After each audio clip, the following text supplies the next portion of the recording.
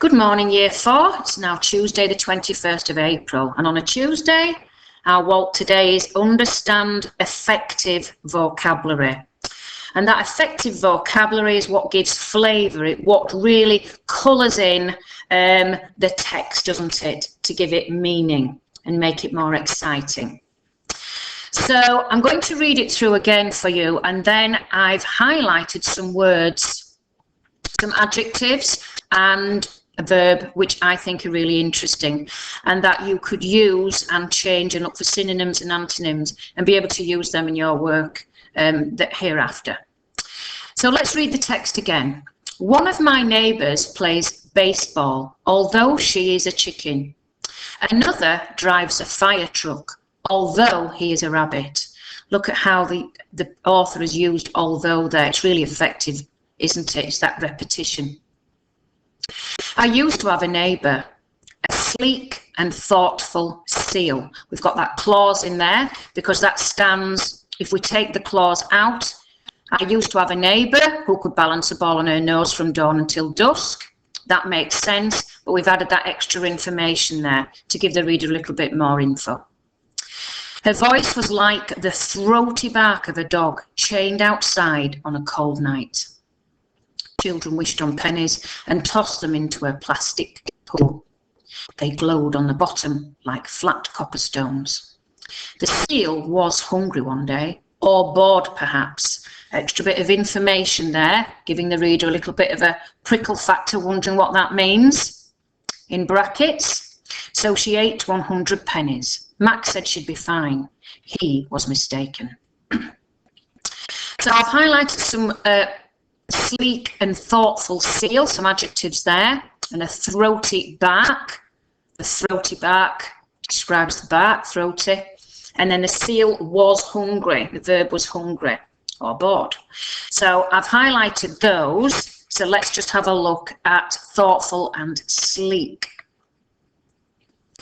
So on this page, do you like my little pictures? So for thoughtful, I've got a gentleman there helping a lady, how thoughtful and kind he is.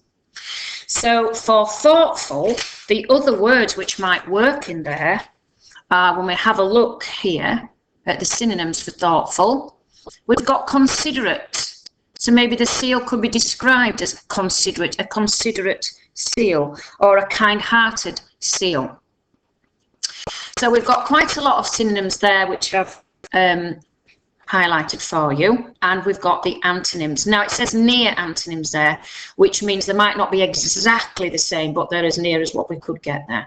Okay, so let's go back again. So thoughtful, I would like kind-hearted or hospitable. Let's see if that works. I used to have a neighbour, a sleek and thoughtful seal, a kind-hearted seal. That works there. A hospitable seal.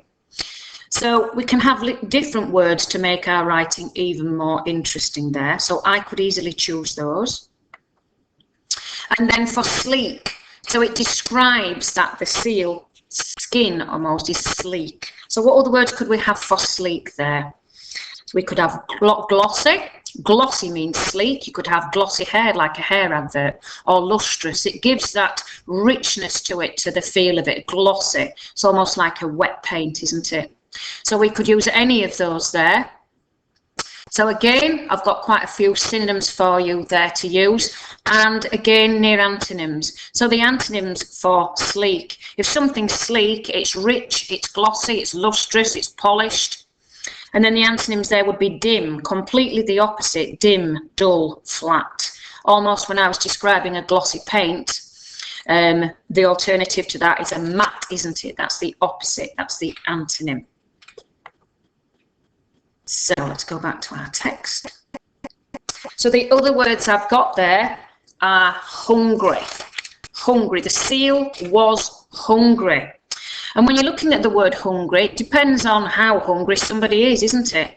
So when we look at the word hungry, the synonyms for hungry are peckish, famished, starving.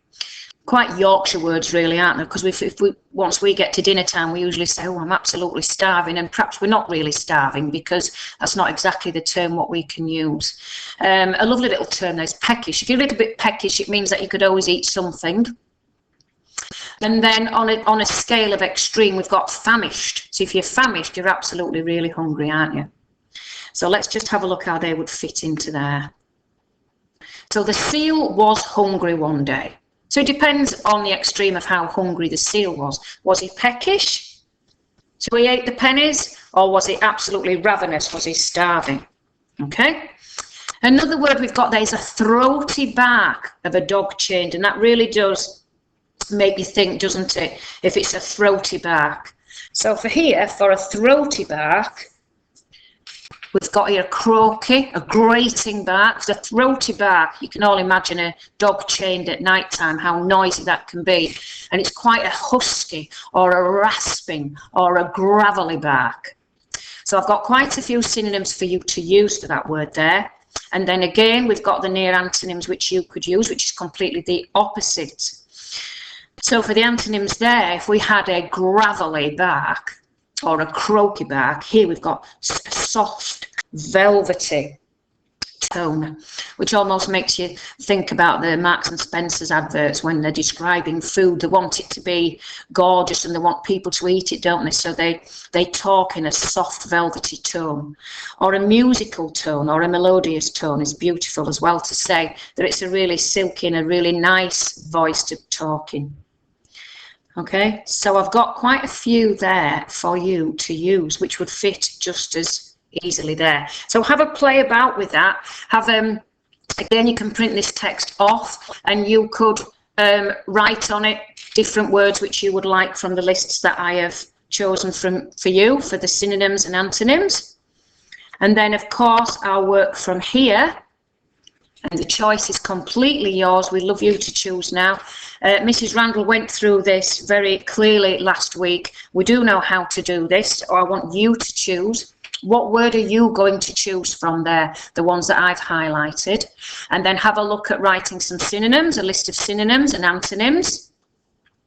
And then write your own definition of the word you've chosen there. So you might have chosen hungry. And then for synonyms for that, it might be peckish or famished. Okay, so that's completely up to you. Draw it. So you might draw a chap who's really hungry. How can you show that? How can you draw that? A quick sketch. And then use your word in a sentence, and then use the antonym in a sentence.